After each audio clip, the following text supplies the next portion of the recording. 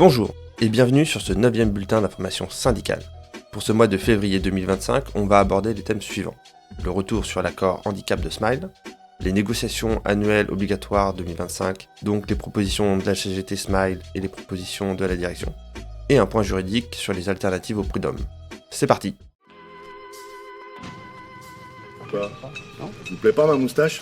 À Smile, nous avons 2 accords d'entreprise sur le handicap. Le premier a été signé en 2022 et le dernier a été signé en 2024. Mais attention, le dernier n'est pas un accord comme les autres. C'est ce qu'on appelle un accord agréé. Sa spécificité fait que ça permet à Smile de ne pas payer de contribution à l'AGFIP lorsque l'on ne respecte pas les 6% de travailleurs et travailleuses en situation de handicap. En échange, cette contribution, qui est de l'ordre de 230 000 € par an, doit être réinvestie directement dans les actions définies dans l'accord. On ne va pas aller plus loin tout de suite sur cet accord agréé, puisque là, il s'agit de vous faire un retour sur le premier accord de 2022. De manière générale, la CGT Smile n'est pas très satisfaite du bilan de ces 2 ans d'application. Voici pourquoi. Dans les actions prévues, il y avait la création d'un guide sur le handicap. Cela a bien été fait, mais nous ne sommes pas sûrs que vous soyez tous au courant de son existence. Ne soyons pas trop mauvaise langue non plus, la promotion du handicap a bien été faite lors des événements de la semaine du handicap. Le souci, c'est le traitement inéquitable de cette semaine de handicap entre les agences. En effet, les activités en réalité virtuelle n'ont été faites que dans 3 agences sur les 10 possibles. La raison invoquée, c'est que le budget avait été entièrement épuisé. Cela démontre un désintérêt pour les personnes en situation de handicap en ne prévoyant pas suffisamment à l'avance la répartition d'un budget sur toutes les agences. Précisons que ce budget vient de l'accord agréé que nous avons présenté en introduction, donc cela veut dire que les actions ont démarré 2 ans après le premier accord et tout le budget a été épuisé sur les 3 agences. Cela nous pose un vrai problème. La direction a indiqué revoir sa copie pour les années suivantes. Nous serons vigilants. Cependant, on peut considérer positivement le soutien aux athlètes de haut niveau des Paralympiques ou les aménagements de postes de travail dans les locaux et à domicile, ou encore les demi-journées de congé pour rendez-vous médical. Beaucoup de déménagements d'agences ont eu lieu, donc difficile à suivre l'aménagement des locaux, mais nous resterons attentifs. L'accord prévoyait aussi la formation des équipes de recrutement afin de les sensibiliser au recrutement sans discrimination et au recrutement des personnes en situation de handicap. La direction indique ne pas avoir fait de formation, car ils attendaient le futur accord 2 ans plus tard pour faire quelque chose qui n'est toujours pas démarré. Bon, nous avons l'impression que la question de la formation n'est pas suffisamment prise au sérieux. Comment se fait-il que 2 ans se soient passés sans qu'aucune formation n'ait été faite ? Des corrections doivent être immédiates, en proposant notamment des formations aux équipes de recrutement. Le bilan global est que nous sommes passés de 10 personnes en 2022 à 15 personnes en 2023, puis 11 personnes en situation de handicap en 2024. C'est une baisse allant de 1,5% pour un objectif légal de 6%. On est encore bien loin. On voit que l'objectif de cet accord est d'augmenter l'employabilité des personnes en situation de handicap. Ce n'est pas du tout au rendez-vous. Le manque de prise au sérieux de cet accord est cohérent avec les mauvais chiffres. Nous attendons un sursaut de l'application de l'accord agréé de manière plus sérieuse. InfoCert CGT, le bulletin d'information syndicale. Nous rentrons dans la phase de négociation annuelle obligatoire de 2025. C'est lors de ces négociations que l'on discute notamment d'augmentation de salaire avec la direction de Smile. Avant de rentrer dans les détails des revendications, nous tenons à aborder la difficulté de communication avec les salariés. En effet, la CGT Smile, en tant que syndicat représentatif à 100%, souhaite pouvoir envoyer des revendications à l'ensemble des salariés. Cela semble assez logique que tout le monde puisse être informé convenablement des négociations qui sont en cours à Smile. Or, Smile refuse toujours ce droit d'envoi, pénalisant de fait le droit à l'information des collègues. Donc, nous ne pouvons compter que sur vous pour communiquer les différentes revendications que nous allons vous présenter. Avec les revendications, nous avons produit une analyse synthétique de la situation économique à Smile que vous pourrez retrouver sur le dossier complet, sur l'article dédié sur le site web de la CGT. On peut voir 3 grandes catégories de revendications, tout ce qui concerne les salaires, les droits et le CSE. Commençons par les salaires. Nous revendiquons une augmentation collective de 3 777 € pour chaque salarié, peu importe son poste. Cette somme est basée sur l'inflation des 2 années précédentes qui n'ont pas été compensées. Le sujet des tickets restaurants est probablement le sujet le plus demandé après les augmentations de salaire. La CGT revendique donc une augmentation des tickets restaurants à 10 € ainsi qu'une part patronale à 60%. Le forfait mobilité durable est aussi important. Par conséquent, nous revendiquons à ce qu'une base forfaitaire soit réévaluée à 400 € par an et qu'elle puisse être cumulable avec le remboursement des transports transports en commun. Et enfin, la mutuelle, qui a été la grande surprise de 2025 avec son augmentation brutale. La CGT Smile revendique donc que la part patronale de la mutuelle soit augmentée à 55% pour limiter l'impact sur les salariés. Pour ce qui concerne l'avancée des droits, nous vous les listons plus rapidement, car une partie reste inchangée par rapport à l'année précédente, puisqu'aucune avancée n'a été faite. Concernant la reprise de la dette par la holding, la CGT Smile revendique que la dette portée par Smile France soit entièrement reprise par le groupe.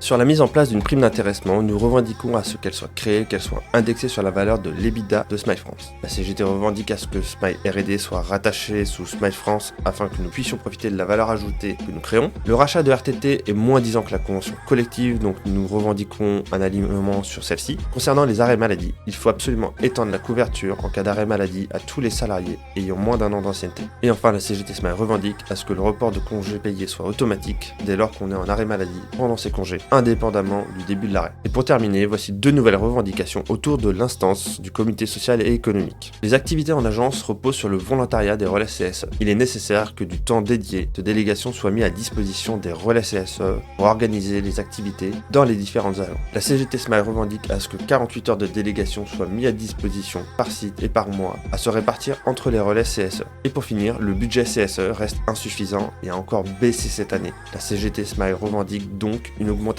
du budget activités sociales et culturelles de 31 000 €, soit une base de calcul de 0,25% de la masse salariale. Bien évidemment, toutes ces revendications sont argumentées et détaillées dans notre article dédié sur notre site web. N'hésitez donc pas à aller le consulter. InfoCentre CGT, le bulletin d'information syndicale. Suite à la première réunion de négociation, la direction nous a fait 5 propositions, sans répondre précisément sur les nôtres. En premier, elle aborde les augmentations de salaire, en indiquant que les augmentations collectives ce n'est pas dans leur culture, et qu'elle revendique la méritocratie. Donc, vous le savez, augmenter les personnes en fonction de leur mérite. Nous passons sur le fait que la notion de mérite n'a aucun sens, et que ce n'est pas reconnu sociologiquement. Bref, la proposition reste la même, à savoir faire tendre vers 0 les augmentations individuelles. Là, c'est un CSC, un contre son camp, car comment parler de mérite, puis dire que tout le monde aura 0 ? Est-ce que ce serait considéré qu'on est tous un peu nuls ? On peut difficilement faire moins bon argumentaire. Ensuite, elle a abordé les tickets restaurants en indiquant qu'elle souhaitait faire évoluer les titres et que c'est encore en cours de réflexion. Leur proposition était donc d'augmenter la valeur du titre entre 50 centimes et 1 € sans toucher à la part patronale. On a été sympa avec la direction en leur indiquant qu'il ne fallait mieux pas juste faire 50 centimes d'euros d'augmentation, car ça aurait plus un effet négatif qu'autre chose. 50 centimes, il ne faut pas pousser non plus. Pour la prochaine proposition, accrochez-vous bien. La direction a mis sur la table une proposition que nous avions portée les années précédentes, à savoir la modification de la répartition de la prime de participation. Mais nous l'avions retirée puisque vous le savez, on n'a pas de participation. Eh bien, la direction nous propose donc de discuter sur comment on répartit différemment une enveloppe de 0 €. Attention, cette cascade est réalisée par des professionnels à ne pas reproduire chez vous. Blague à part, on a toujours défendu cette proposition, mais là venant de la direction, c'est carrément une blague. C'est juste remplir du vide avec des non-propositions quand on n'a rien à proposer aux salariés. Ensuite, nous avons eu, quand même, un début de proposition sur le forfait mobilité durable. Le titre du forfait actuel est de 100 € par an et la direction est prête à augmenter ce forfait. Nous avons demandé de combien ? Eh bien, ils ne savent pas encore. C'est un peu dommage de venir en réunion de négociation avec rien à négocier. Le minimum aurait été de faire une proposition chiffrée. La CGT a fait l'effort de faire un dossier complet, chiffré. On attend un peu de réciprocité. Bon, derrière cette stratégie, l'objectif est de maintenir le flou. Empêchons donc de discuter de quoi que ce soit, puisqu'on n'a pas de chiffres pour en parler. Et enfin, là, c'est plus un bonus. En effet, la direction nous a proposé de négocier le droit de participer à la prochaine négociation sur le droit à la déconnexion. Vous trouvez ça absurde ? Vous avez raison, puisque le principe d'un syndicat, c'est de faire des négociations. Donc on n'a pas besoin de négocier le droit de participer, puisqu'on y est de fait. Bref, c'est encore pour donner l'impression que la direction a des choses à proposer, mais tout ça sonne bien creux. En bilan, on peut dire que la direction n'a pas grand chose à proposer. En donnant trop peu de chiffres, cela nous laisse dans le flou. On gardera en tête cette année qu'il n'est pas prévu d'enveloppe d'augmentation par la direction.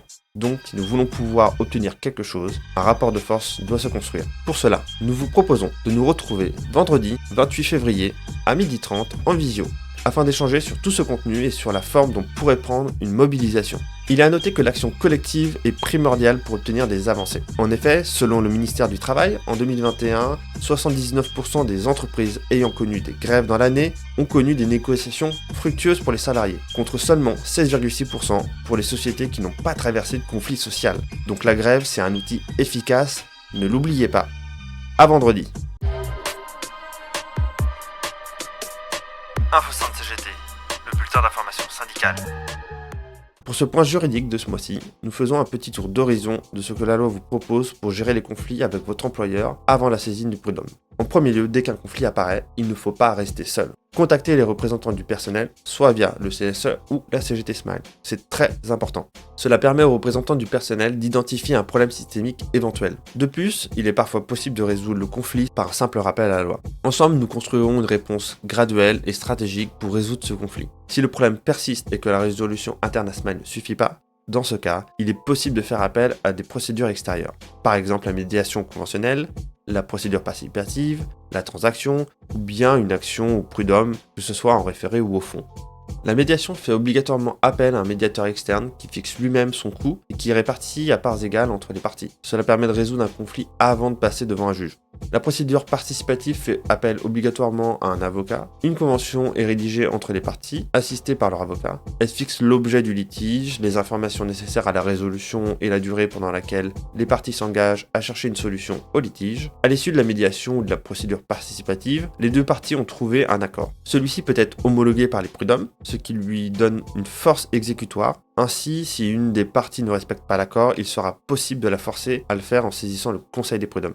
Parfois, l'employeur peut vous proposer ce qu'on appelle une transaction. C'est un accord écrit et signé entre vous et l'employeur sans qu'il y ait de jugement. Cet accord consiste généralement à vous verser une somme d'argent contre l'abandon de toute poursuite judiciaire. Mais nous vous déconseillons cette action puisque cela ne vous permet plus de vous retourner en cas de problème contre l'employeur. En d'autres termes, cela signifie que l'employeur peut hacher le respect de la loi. L'inconvénient de ces différentes solutions est qu'elles nécessitent des engagements de frais, ce qui n'est pas forcément le cas d'une action au prud'homme. Il faut garder en tête que le recours au prud'homme n'est pas quelque chose de grave, c'est simplement demander à un juge de statuer sur une situation où personne n'est d'accord. L'action au conseil des prud'hommes peut se faire sans avocat, mais en vrai, il vaut mieux être accompagné. Il est possible de faire appel à un défenseur syndical gratuitement qui fera le même travail qu'un avocat. L'avantage d'être syndiqué à la CGT, c'est que vous savez qui est défenseur syndical CGT, ce qui vous évite de tomber sur un défenseur pro-patronat. En tout état de cause, on est là pour vous aider à choisir la meilleure solution.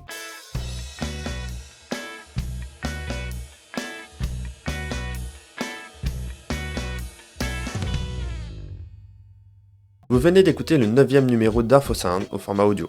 Comme toujours, si vous souhaitez recevoir les informations relatives au syndicat, n'hésitez pas à vous inscrire sur la newsletter sur le site web. Vous pouvez aussi nous rejoindre sur Slack où nous échangeons régulièrement, c'est un espace de proximité avec vous. N'oubliez pas, le syndicat, c'est vous et ce que vous décidez d'en faire. Défendez-vous, syndiquez-vous.